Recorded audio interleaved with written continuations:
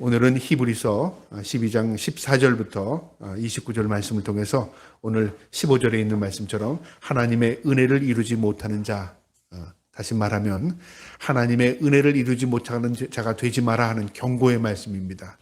오늘도 이 말씀을 통해서 하나님의 음성, 경고를 듣고 우리가 이 땅에 사는 동안에 어떻게 믿음을 지켜야 하는가를 말씀을 통해서 깨닫는 저와 여러분 되기를 축복합니다. 이 히브리서는 유대인들에게 유대인의 관점에서 예수 그리스도는 누구인가를 전했고요. 그 예수 그리스도를 믿는 그 믿음이 무엇인가를 우리에게 가르쳐 줍니다. 아주 실증적인 얘기입니다. 우리가 예수를 믿는다고 말하지만 실질적으로 예수를 모르고 믿는 사람들이 의외로 많습니다. 또 예수를 믿는 것들이 자신의 자의적인 판단에 통해서 믿음을 그냥 자의적으로 해석해서 믿는 사람들 의외로 많습니다. 그러니까 믿음이 뭔지를 모르는 거죠. 그래서 이 히브리서 11장에는요, 믿음이 무엇인가를 우리에게 설명하면서 이렇게 말합니다. 믿음은 바라는 것들의 실상이요, 그 다음에 보이지 않는 것들의 증거라 그렇게 말합니다. 믿음은 눈에 보여서 믿는 게 아니라 그 말이죠. 믿음은 내 마음속에서 믿어지는 겁니다. 근데 어떤 걸 믿어지냐면 앞으로 되어질 것, 하나님의 말씀 그 자체가 이루어질 것을 믿는 겁니다. 그게 믿음입니다. 그러면서 11장 6절에 또 이런 말씀이 있습니다. 믿음이 없이는 하나님을 기쁘시게 하지 못하나니 하나님께 나가는 자는 반드시 그가 계신 것과 그가 자기를 위하여 상 주시는 이심을 믿어야 할지니라. 그러니까 믿음이라는 게 우리가 믿습니다가 아니라 하나님을 기쁘시게 하는 게 믿음인데요. 먼저 뭐냐면 하나님의 계신 것을 믿는 겁니다. 살아계심. 하나님 믿습니다 하면서도 하나님 없는 것 같이 살아가는 사람들이 있다면요, 믿음 아니죠. 우리가 하나님은 항상 어디에든 계시다 의식을 가지고 살아가는 건 믿음입니다. 그 다음에 두 번째, 그분으로부터 우리가 상을 받을 것을 의식하고 사는 겁니다. 내가 이 땅에서 지금 고난을 좀 받아도, 내가 어렵고 힘들게 살아도, 내가 하나님 만나는 날, 내가 하나님 앞에 천국에 입성하는 그날 하나님께서 나를 위해 주시는 상이 있다. 그 상을 바라보는 겁니다. 여러분, 열심히 운동하는 선수가 상이 없다면 왜 열심히 운동할까요? 의미가 없지 않습니까? 상이 있기 때문에 열심히 하는 겁니다. 우리의 신앙도 마찬가지입니다. 우리가 이 땅에서 왜 열심히 믿음으로 살아야 합니까? 하나님 앞에 서는 날 하나님 앞에 상이 있기 때문에 그런 것입니다. 그게 믿음이랍니다. 그러면서 믿음의 선친들이 어떤 경험을 했냐면 고난, 그 다음에 죽임, 고통, 이 땅에서 다 그런 것 경험했답니다. 뭐 잘되고 행복하고 누리고 살고 번성하고 그것만이 아니라 성경에 보면요, 고난을 당했답니다. 믿음으로 살다가. 근데 그 믿음이 왜 고난을 당했냐면요, 상을 바라봤기 때문에, 그리고 하나님 계신 천국이 있음을 믿었기 때문에 그 고난을 달게 진 거랍니다. 그러니까 믿음으로 사는 사람은 이 세상에 어려움이 온다고 내가 예수를 왜 잘못 믿어서 이런가, 그게 아니라 내가 믿음으로 살면서 고난이 올 때 하나님이 나를 연단시키는 것이구나. 하나님 나 사랑하시는구나. 하나님이 나와 관계가 있구나. 그걸 의식하라는 것이죠. 그래서 믿음의 선친들이 다 그렇게 살았답니다. 그러면서 때로는 믿음의 선친들이 징계를 경험하기도 했답니다. 여러분, 징계는 야단 맞는 거죠. 심판이 아니라 그 말이죠. 이스라엘 백성도 징계를 받았습니다. 그런데 이 징계는 왜 하나님께서 우리에게 징계를 하시냐면 우리를 올바른 길로 가게 하기 위해서, 우리를 올바로 세우기 위해서, 우리를 견고하게 하기 위해서, 우리를 굳건하게 하기 위해서 징계를 주신다는 거죠. 징계의 의미가 분명합니다. 하나님이 나를 미워서, 하나님 나를 벌 주기 위해서 징계하는 게 아니라 나를 온전히 세우고 나를 올바른 길로 가게 하고 내가 올바른 삶을 살게 하기 위해서 하나님이 나에게 징계를 주신답니다. 그 내용까지가 지난주의 내용이었다면 이제 오늘의 말씀 14절부터 29절의 내용은요, 우리가 믿음으로 사는 사람으로서 경고하는 겁니다. 경고. 떨어져 나가지 말아라. 그리고 너희가 다시 원점으로 돌아가지 말라. 믿음으로 살았다면 믿음을 지키고 살라 하는 내용입니다. 오늘 이 말씀을 통해서 우리의 믿음이 더욱더 견고해지면서 우리가 하나님을 향해 한 걸음 한 걸음 믿음의 길을 걸어갈 수 있기를 주님의 이름으로 축복합니다. 그러면 오늘 히브리서 12장 14절 말씀부터 보겠는데요. 14절 말씀에 모든 사람과 더불어 화평과 거룩함을 따르라. 이것이 없이는 아무도 주를 보지 못하리라. 먼저 우리는 언젠가 주님 앞에 섭니다. 주님을 배울 날이 있을 겁니다. 그것을 통해서 천국 갑니다. 만약에 우리가 주님을 뵙지 못한다면 어떻게 될까요? 그건 버림받은 거죠. 그 주님을 배울 자들, 우리가 하나님의 백성으로 주님을 만날 것을 고대한다면요, 어떻게 살아야 하냐면 화평과 거룩함을 지키며 살랍니다. 화평은 무엇이냐면 내가 가는 곳마다 평화가 이루어진다 그 말이죠. 세상 사람들과 믿거나 믿지 않는 사람이거나 화평을 누리며 살랍니다.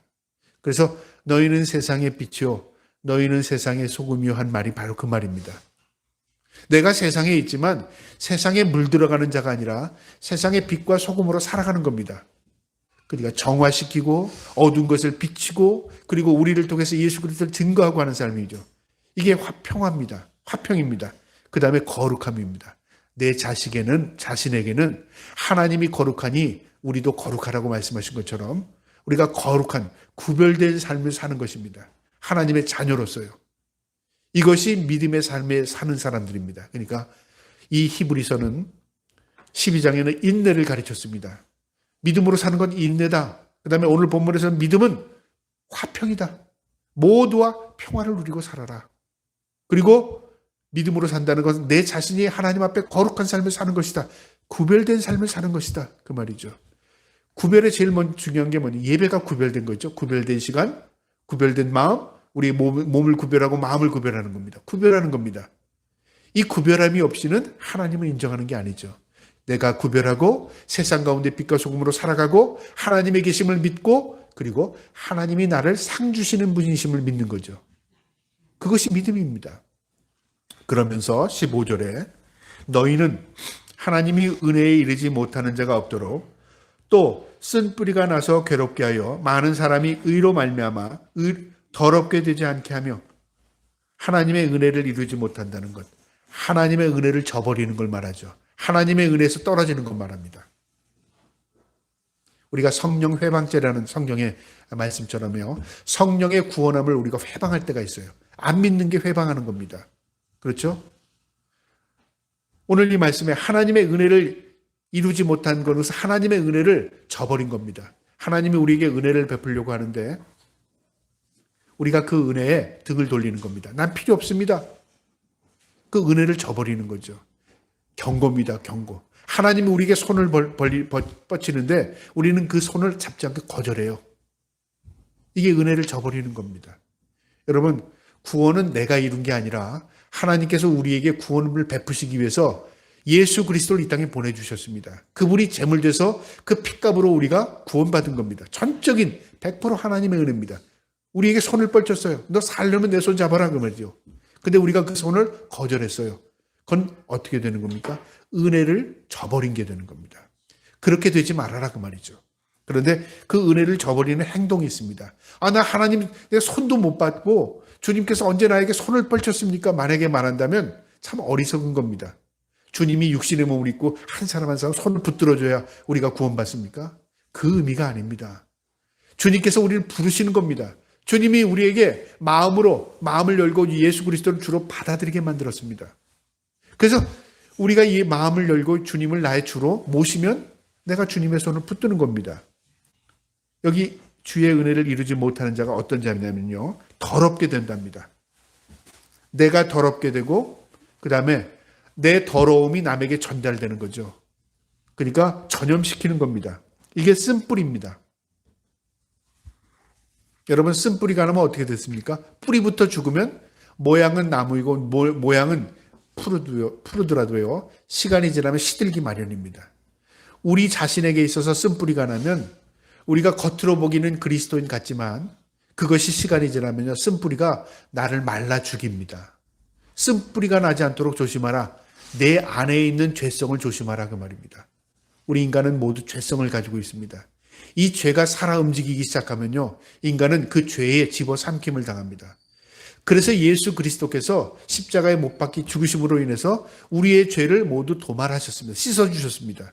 그러면 우리는 예수 그리스도를 내 안에 주인으로 모시면서요. 그 죄, 자범죄라고 말하죠. 이 땅에서 사는 죄들을 반복적으로 답습하며 지지 말아야 합니다. 인간이 죄를 짓지 않을 수는 없습니다. 그러나 죄를 지을 때마다 그 죄를 뉘우치고 회개하고 하나님께로 돌아가는 것입니다. 그게 은혜의 자리입니다. 이처럼 이 은혜를 저버리는 자는 어떤 자냐면 자신을 더럽게 합니다. 그래서 쓴뿌리가 나서 사람들을 괴롭게 만들고요. 그 다음에 구체적으로 16절에 이렇게 말합니다. 음행하는 자랍니다. 음행하는 자와 혹한 그릇 음식을 위하여. 여러분, 음행이 뭘까요? 음행한다고 해서 다른 사람이 죽지 않습니다. 음행한다고 해서 다른 사람이 손해보지 않습니다. 관계가 없으면요. 음행은 자신을 더럽히는 겁니다. 근데 이것이 결국 하나님을 괴롭게 만들 뿐만 아니라 내 자신이 독이 되어서 죽는 겁니다. 여러분, 예를 들어볼까요? 자식이 있어요. 내 자식이 자신이 스스로 죽어가요. 약을 먹고 죽어가요. 그럼 누가 괴롭습니까? 죽어가는 자식이 괴로울까요? 물론 당사자도 괴로움을 느끼겠지만요. 그걸 보고 있는 부모가 고통스럽고 절망스러운 겁니다. 그래서 가장 잔혹한 고통이 뭔지 압니까? 부모가 보는 앞에서 자식을 죽이는 거예요. 그게 가장 고통스러운 이 고문입니다. 하나님이 우리를 통해서 고통을 당하신다니까요. 우리가 죽어간다면. 이처럼 음행하는 자는 나를 죽이는 것뿐만 아니라요. 나와 관계 있는 모든 분들을 고통스럽게 만드는 겁니다. 내가 음행에 빠지면 하나님이 고통스러운 거예요. 그 의미입니다. 음행하는 자와 혹 한 그릇 음식을 위하여 장자의 명분을 판 에서와 같이 망령된 자가 없도록 살피라. 여기 에서를 비유를 들었는데요. 음행하는 자와 그 다음에 또 어떤 경우냐면요. 망령된 자. 여러분, 망령된 자가 뭐냐면요. 우리가 쉽게 야, 망령 들었다. 정신없다. 의식이 없어. 제정신이 아니야. 그게 망령된 자입니다. 우리가 겉으로 보기에는 정신 있게 살아가는 것 같지만요. 영적으로 보면은 마치 에서가요. 자기가 장자이니까 당연히 장자라고 생각했어요. 그래서 동생 야곱이요. 형, 내가 맛있는 음식하고 이거 바꿀까? 그랬을 때 팥죽 한 그릇에 그래, 그거 너 가져. 현실감이 있죠. 어떤 면을 보면 에서가요. 에서는 남자로 보면 능력이 야곱보다 더 많았습니다. 사냥 남자다웠고요. 외모도 그랬을 뿐만 아니라 그 다음에 사냥에도 능했고요. 그 다음에 아버지도 인정했고요. 사람들과의 관계도 잘했던 것 같아요.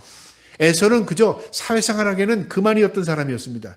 야곱은 어땠습니까? 야곱은 머리를 돌리는 사람이었어요. 아버지가 별로 그렇게 야곱을 인정하지 않은 것 같아요. 그러니까 엄마가 늘 안타깝게 생겨서 엄마가 챙겨줬던 그런 아들이었습니다. 그런데 형과의 관계 속에서 형의 복을 받고 싶었던 거예요. 그래서 형, 그 장자 나에게 줄래? 그랬대.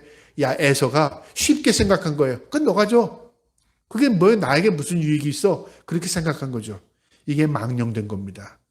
여러분, 우리가 이 땅에 살면서 예수 믿는 게 무슨 뭐 큰 게 있어? 예수 안 믿으면 뭐 어때? 뭐 그렇게 산다고 해서 누가 인정해 주나? 뭐 하나님의 눈에 보이지를 않는데 이 망령된 겁니다. 망령된 거예요. 왜 우리가 망령되었는지 아십니까? 사탄이 우리의 영혼을 가려버렸어요. 그래서 영적인 것을 보지 못하게 만들었습니다. 세상의 눈에 보이는 것보다 보지 못하는 것들이 더 많고요. 세상에서 느끼는 것보다 느끼지 못하는 것들이 인간이 더 많습니다. 그러니까 인간의 한계를 의식하지 못하고요. 인간 내가 아는 게 전부라고 생각하고 내가 본 게 전부라고 생각하고요. 내가 의식하는 게 전부라고 생각하는 게 이게 망령된 겁니다. 남을 인정하지 못하는 거죠.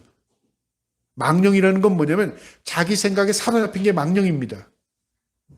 알면 알수록요. 내가 부족을 깨닫게 돼요. 깨달으면 깨달을수록 내가 어리석은 걸 또 깨닫게 되는 겁니다.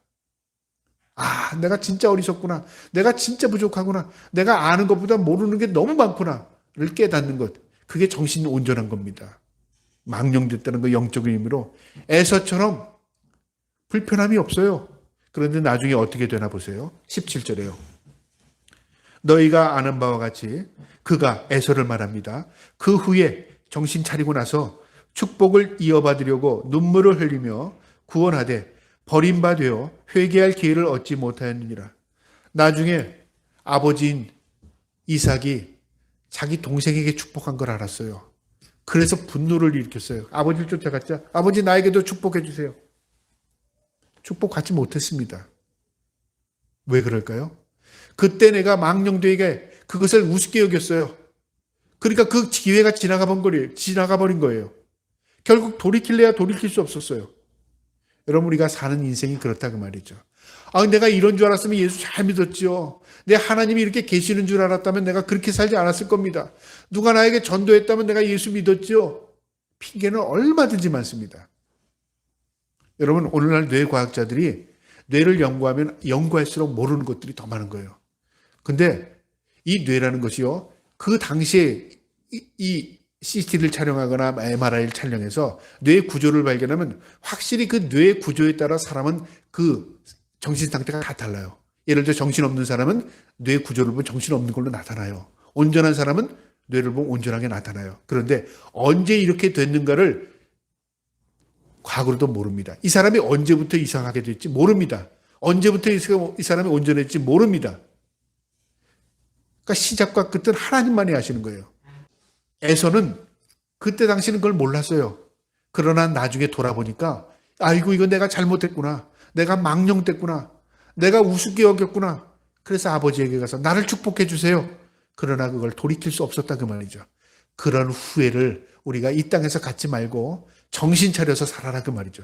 내가 믿음으로 산다면 믿음이 무엇인가를 깨닫고 인내하고 그리고 화평을 누리고 그리고 거룩한 삶을 살아라 그 말입니다. 그것이 우리에게 주어진 기회입니다. 그 다음에 18절에요. 너희는 만질 수 있는 불이 붙은 산과 침침함과 흑암과 폭풍과 나팔 소리와 말하는 소리가 있는 곳에 이르는 것이 아니라 무슨 말이냐면요. 18절부터는 하나님의 경고입니다. 여기서 불이 붙은 산과 침침함과 흑암과 폭풍과 나팔 소리와 말하는 소리 이게 어디냐면 모세가 시내산에 갈 때 하나님의 현현, 임재를 경험할 때 이런 현상이 나타났어요. 불이 붙었는데 타질 않아요. 떨기나 뭐해서요. 하늘에서 음성이 들리는데 사람들이 불들불 떨어요. 그런가 하면 바람이 불고 폭풍이 일어나고 흑암이 몰아치고 이런 초자연적인 현상이 일어나는데 하나님이 어떤 형상으로 나타나는 게 아니라 초자연적인 임재의 형상으로 나타났을 때 사람들이 그 현상 앞에 두려움을 떨게 되었다는 거죠. 그래서 사람들이 어떤 반응을 일으키느냐면 하나님 우리에게 말씀하지 마세요. 너무 무섭습니다.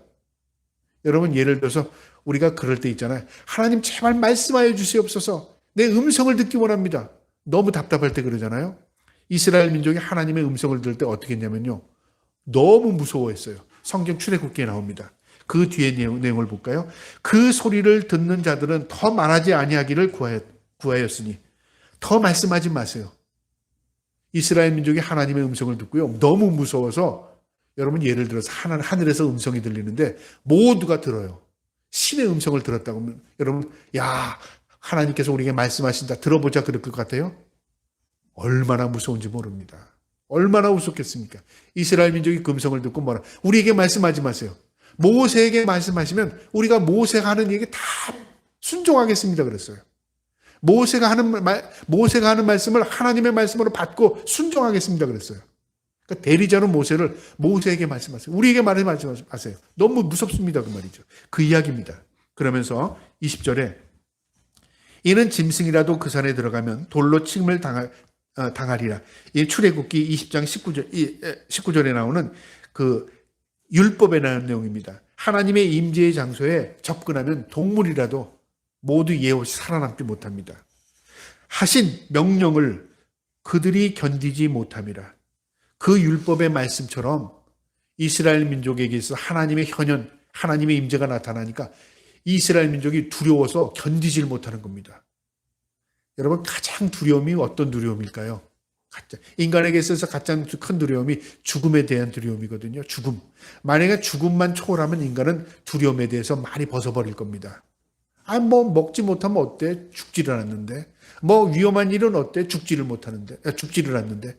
죽음에 대한 두려움이 가장 큰 거예요. 죽을까봐. 먹지 못해 죽을까봐. 입지 못해 죽을까봐. 살지 못해 죽을까봐. 죽음에 대한 두려움이거든요. 근데 이 죽음의 두려움이 맹수가 나타나거나 어떤 것이 나타나면요. 피할 수 있는 어떤 예외적인 상황이 일어날 수 있습니다. 예를 들어서 사자나 호랑이가 왔다. 도망가거나 굴에 숨든가 숨으면 살 기회는 있다 그 말이죠. 근데 하나님이 나타났다. 피할 수 있는 방법이 없습니다. 숨는다고 하나님을 피할 수 있을까요? 내가 얼굴을 가린다고 하나님이 너 없구나 그렇게 하겠어요? 하나님 앞에는요. 모든 것이 드러납니다. 내 과거와 현재 미래가 드러납니다. 내가 어떤 존재인가 드러납니다. 인간은 100% 하나님 앞에요. 그대로 드러나면 죄 때문에 심판입니다. 바로 죽습니다. 이게 얼마나 무서운 건지 몰라요. 근데 우리는 그 경험을 해보지 못했기 때문에 하나님의 현현을 두려워하지 않는다고 생각하죠. 하나님이 나타나시면요, 인간은 그 앞에 부들부들 떨 수밖에 없을 뿐만 아니라 살아남을 인간이 하나도 없습니다. 그 의미입니다.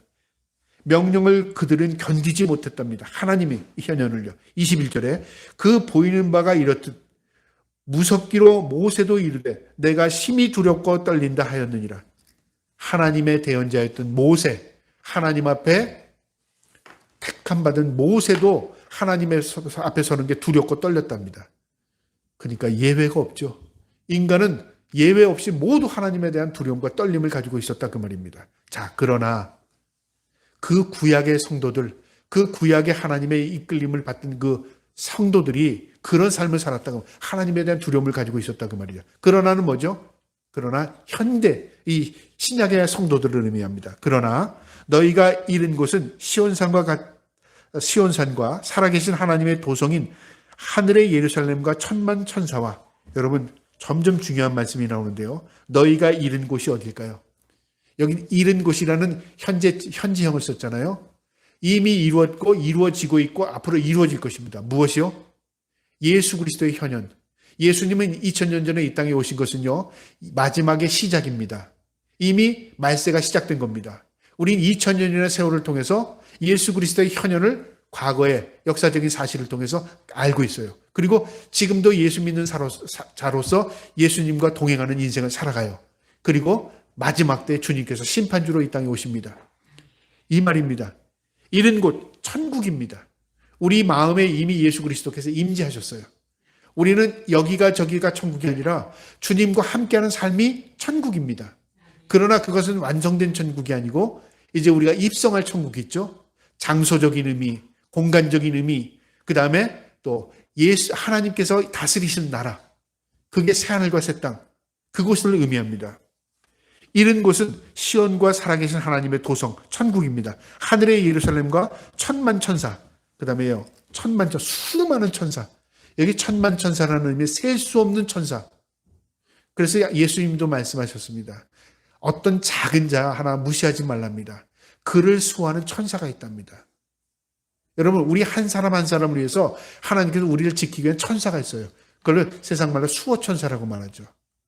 여러분, 그 천사는 어떤 역할을 감당하는 줄 아십니까? 하나님 앞에 하나님 앞에 순종하고 하나님의 명령을 따라 우리를 지킵니다. 참 놀라운 겁니다. 이 성경에 그 말씀이 있어요. 하늘의 예루살렘과 천만 천사와, 그 다음에 23절에 보세요. 하늘에 기록된 장자들의 모임.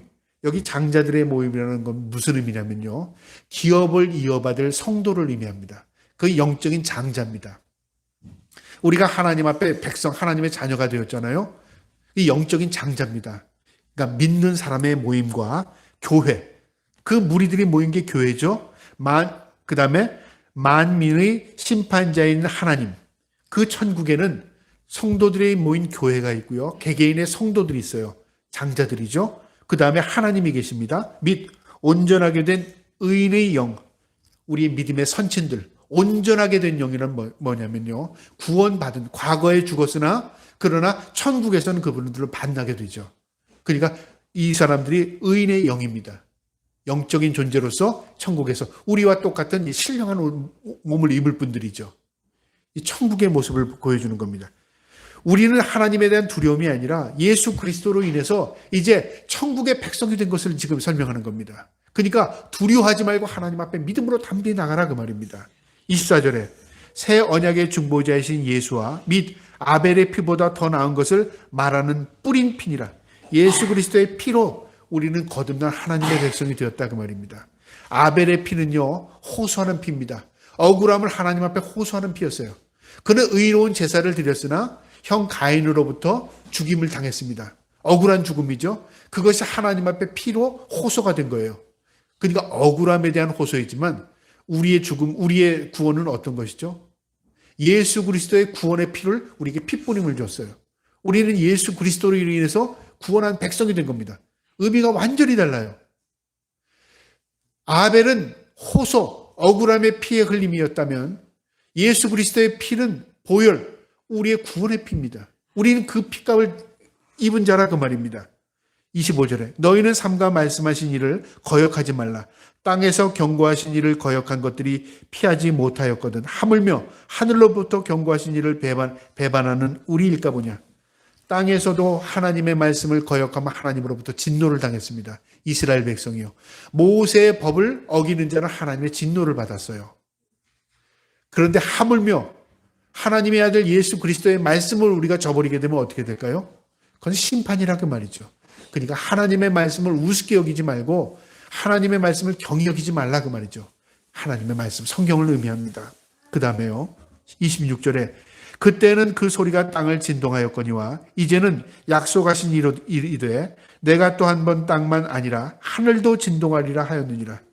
그때는 모세가 시내산에 임재할 때는 땅이 진동했습니다. 하나님의 임재 때문에 바위가 터져나가고 그 다음에 폭풍이 불고 바람이 몰아치고 어둠이 몰려오고 초자연적인 현상이 일어났죠.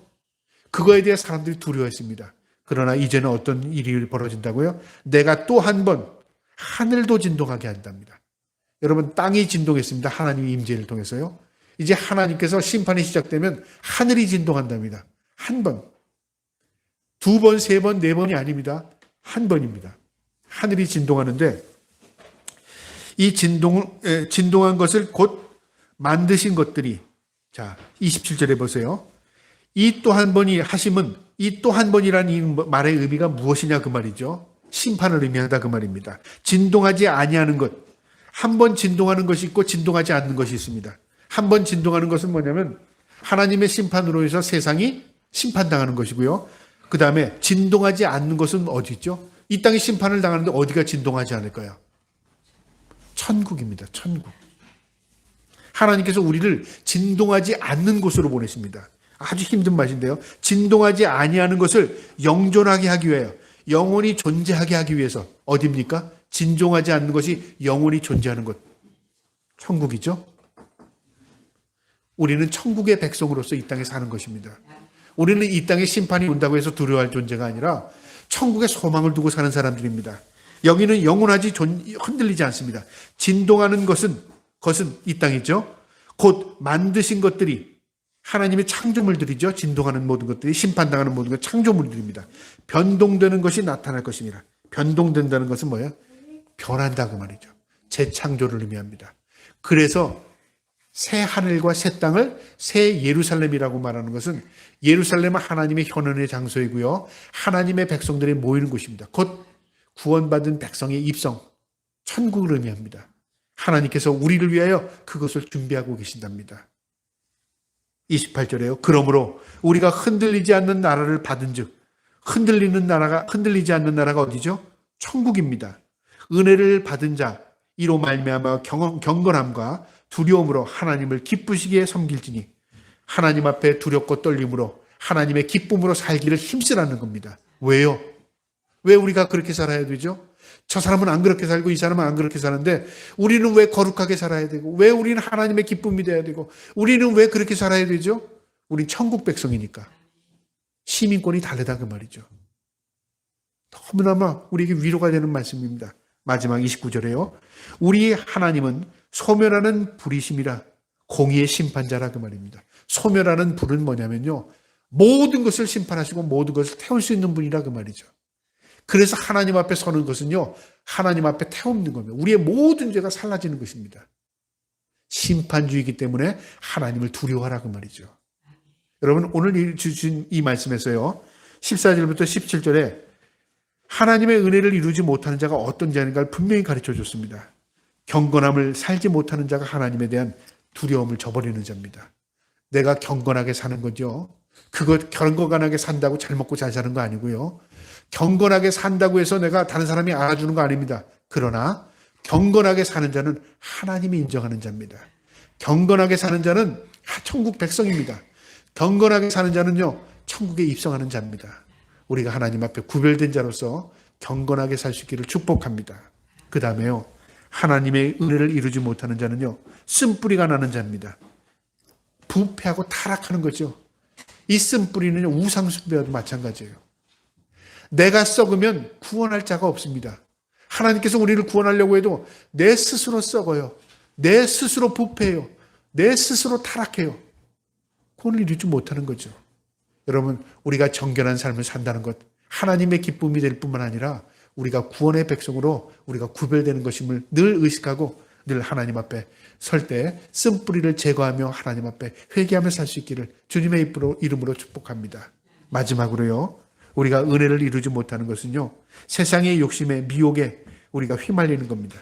욕심, 세상 것, 추구하는 거 사는 것이죠. 망령됐다는 건 뭐죠? 정신없다 그 말이죠. 우리가 영적이지 못하면 정신없는 겁니다.